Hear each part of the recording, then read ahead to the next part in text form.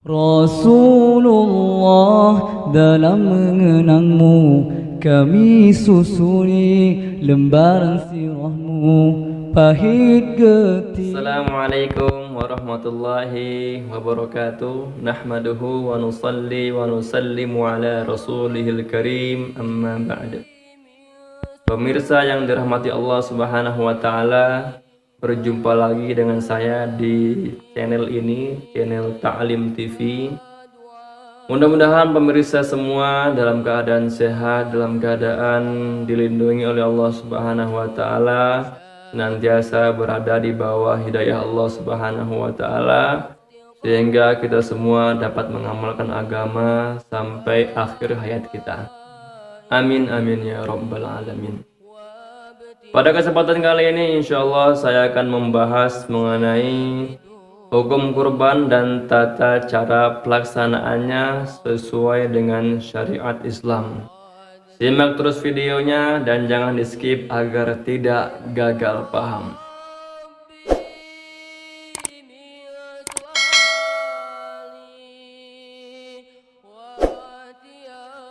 Baik pemirsa yang dirahmati Allah subhanahu wa ta'ala, sebelum kita memasuki dalam hukum kurban, saya terlebih dahulu akan menyampaikan sebuah hadis yang berkaitan dengan kurban, yang mana Rasulullah SAW bersabda, ma amila ibnu Adam yaumal nahri min amalin ahabbu ilallahi min iraqatid dam, innaha lata'ti bikuruniha wa adlafiha. Tidak ada amalan anak cucu Adam pada hari nahar, hari kurban, hari Idul Adha yang lebih dicintai oleh Allah Subhanahu wa ta'ala melebihi mengalirkan darah. Sesungguhnya hewan yang kita kurbankan akan datang nanti pada hari kiamat lengkap dengan tanduk-tanduknya dan dengan kuku-kukunya. Baik, kita akan masuk ke dalam hukum berkurban. Pemirsa yang dirahmati Allah Subhanahu wa ta'ala, hukum berkurban adalah sunnah muakkadah, sunnah yang sangat ditekankan, yang sangat dianjurkan. Bahkan ada sebagian ulama yang mengatakan bahwa hukum kurban ini adalah wajib bagi yang mampu, saking pentingnya berkurban. Yang kemudian mengenai pelaksanaan kurban. Dalam pelaksanaan kurban ini akan ada 22 poin. Pada kesempatan kali ini insyaallah saya akan membahas 10 poin karena dikhawatirkan videonya akan terlalu panjang, maka saya bagi dua. Pada video ini saya akan bahas 10 poin dulu. Baik, poin yang pertama, apabila hewan kurban tersebut dinadarkan, maka hukumnya tidak lagi sunnah muakkadah, tapi hukumnya sudah menjadi wajib. Contoh nazar, saya bernazar untuk berkurban dengan sapi dan kambing. Atau dengan kata-kata saya bernazar berkurban dengan sapi ini atau kambing ini. Atau dengan kata-kata kambing ini atau sapi ini untuk kurban.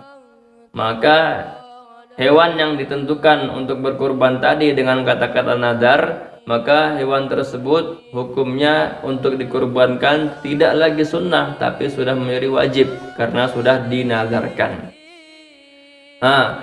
Hewan yang sudah dinadarkan untuk dikurbankan ini tidak boleh dijual dan juga tidak boleh diganti dengan hewan yang lainnya, harus dikurbankan pada waktunya. Cuman kejadian yang sering terjadi di masyarakat, ketika seseorang ditanya, seseorang yang punya kambing atau seseorang yang punya sapi ditanya, Pak, ini sapi ini untuk apa? Maka dia menjawab, sapi ini untuk kurban. Sapi ini untuk kurban. Maka di sini timbul pertanyaan, apakah kata-kata Bapak tadi sapi ini untuk kurban itu dikatakan nazar atau tidak? Nah, di sini ada perbedaan pendapat di kalangan para ulama.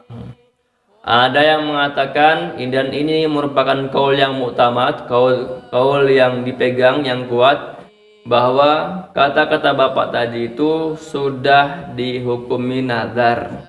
Jadi hewan yang sudah ditentukan untuk kurban dengan kata-kata nazar tadi wajib dikurbankan pada waktunya dan tidak boleh diganti dengan hewan lain, apalagi dijual. Akan tetapi menurut Imam Al-Ghazali, Imam Bulkini mengatakan kata-kata tersebut dikembalikan kepada niat hati bapak tersebut. Nah, kalau niatnya berkurban tanpa nazar, maka berarti berkurbannya hukumnya sunnah muakkadah. Dan kambing atau sapi tadi itu bisa dijual atau bisa digantikan dengan yang lainnya. Akan tetapi kalau memang niatnya itu bernazar, maka hukumnya menjadi wajib. Tidak boleh dijual, digantikan dengan yang lainnya. Harus sapi tersebut dikurbankan pada waktunya. Baik, poin yang kedua yaitu kepada siapakah kurban ini dianjurkan.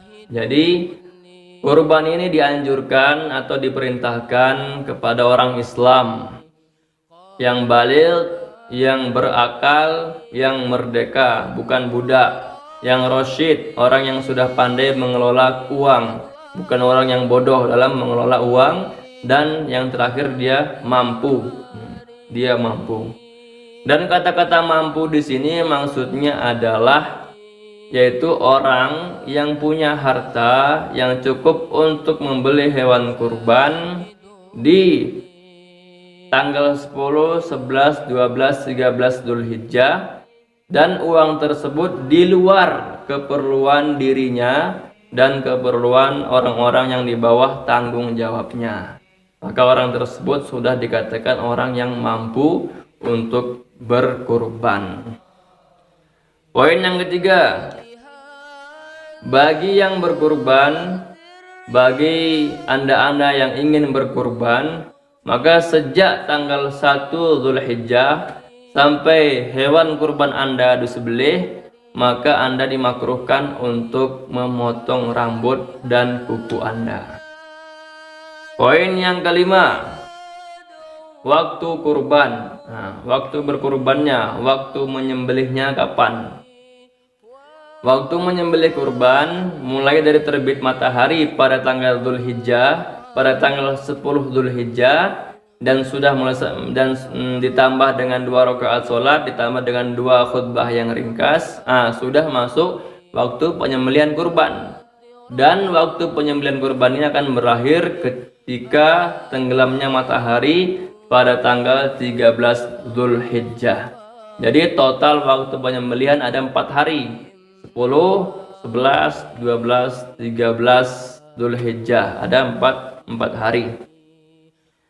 Kemudian kurban harus dengan hewan dari jenis unta, sapi, kerbau, dan kambing dengan semua jenisnya.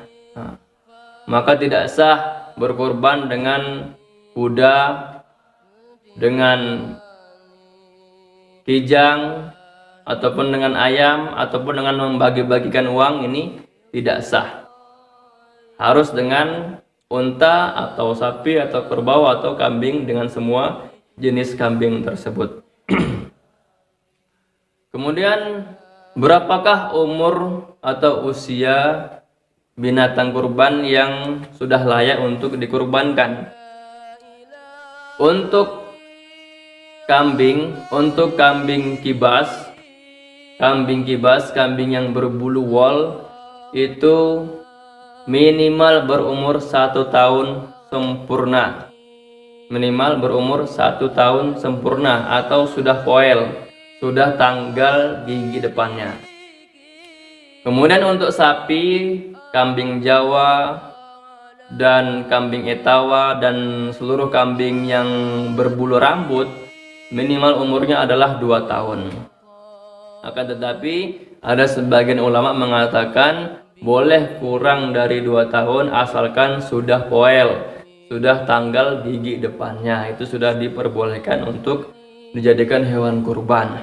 Kemudian untuk unta minimal berumur 5 tahun sempurna.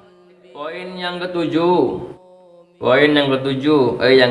Yang kedelapan.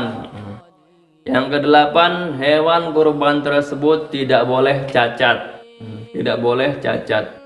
Cacat dalam artian cacat yang dapat mengurangi daging hewan tersebut atau mengurangi bagian yang biasa dimakan. Contoh cacat yang bisa membuat hewan tersebut tidak layak dikurbankan, yaitu contohnya seperti hewan tersebut terlalu kurus, sangat kurus. Kemudian hewan tersebut pincangnya sangat kelihatan, sangat tampak. Kemudian yang ketiga, hewan tersebut kudisan. Kemudian terpotong telinganya atau terpotong ekornya. Adapun kalau hewan tersebut dikebiri, hewan tersebut robek telinganya ataupun terpotong tanduknya atau terpotong telurnya, maka itu tidak menghalangi hewan tersebut layak untuk dikurbankan. Tidak ada masalah. Kemudian yang kesembilan yaitu satu kambing untuk satu orang. Satu kambing untuk satu orang, bukan untuk satu keluarga. Akan tetapi kalau dia menghadiahkan pahala kurban dia untuk keluarganya, maka itu diperbolehkan. Jadi kurbannya atas nama dia, cuman pahala kurbannya dia hadiahkan untuk keluarganya, itu diperbolehkan. Tapi kalau satu kambing itu untuk satu keluarga, atas nama keluarganya semuanya, maka itu tidak diperbolehkan. Kalau sapi atau kerbau atau unta maksimal boleh 7 orang, maksimal 7 orang, tidak boleh lebih. Kemudian yang keberapa? Yang kesembilan. Yang kesembilan yaitu niat orang yang berkurban. Jadi orang yang berkurban harus niat dengan hatinya minimal. Bagus lagi kalau dia niat dengan hatinya dan dengan lisannya. Kapankah dia mulai niat? Dia mulai niat kalau hewan kurbannya sudah ada. Hewan kurbannya sudah ada. Kalau belum ada, belum boleh niat. Hewan kurban sudah ada, maka dia boleh langsung berniat, saya niat berkurban. Atau ketika dia mengantar hewannya itu ke masjid, dalam perjalanan dia niat saya berkurban, saya niat untuk berkurban.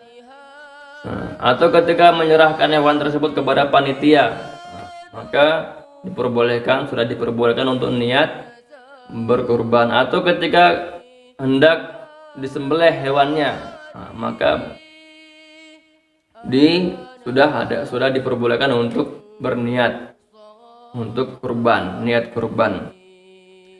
Bahkan niat kurban ini bisa diwakilkan kepada orang. Contohnya, saya wakilkan kepada kamu untuk menyembelih hewan kurban saya, dan saya wakilkan niatkan hewan tersebut atas nama saya. Maka itu diperbolehkan. Kemudian yang ke-10 yaitu bagi orang yang mampu untuk menyembelih sendiri, yang utama, yang paling baik disembelih sendiri. Tetapi kalau tidak mampu, disunahkan untuk mewakilkan kepada orang yang bisa, orang yang mahir dalam menyembelih hewan kurban tersebut. Jadi sekian 10 poin yang dapat saya sampaikan pada kesempatan kali ini. Sisanya masih ada 12 poin lagi. Silahkan tonton di video berikutnya. Dan untuk video yang kali ini, apabila Anda pertanyaan yang akan Anda ajukan, silahkan tulis di kolom komentar. Dan apabila Anda merasakan bahwa video ini bermanfaat, silahkan share sebanyak-banyaknya, sebarkan sebanyak-banyaknya, agar yang belum mengetahui tata cara pelaksanaan kurban menurut syariat Islam dapat juga mengetahui. Sampai di sini, wabillahi taufiq wal hidayah. Wassalamualaikum warahmatullahi wabarakatuh.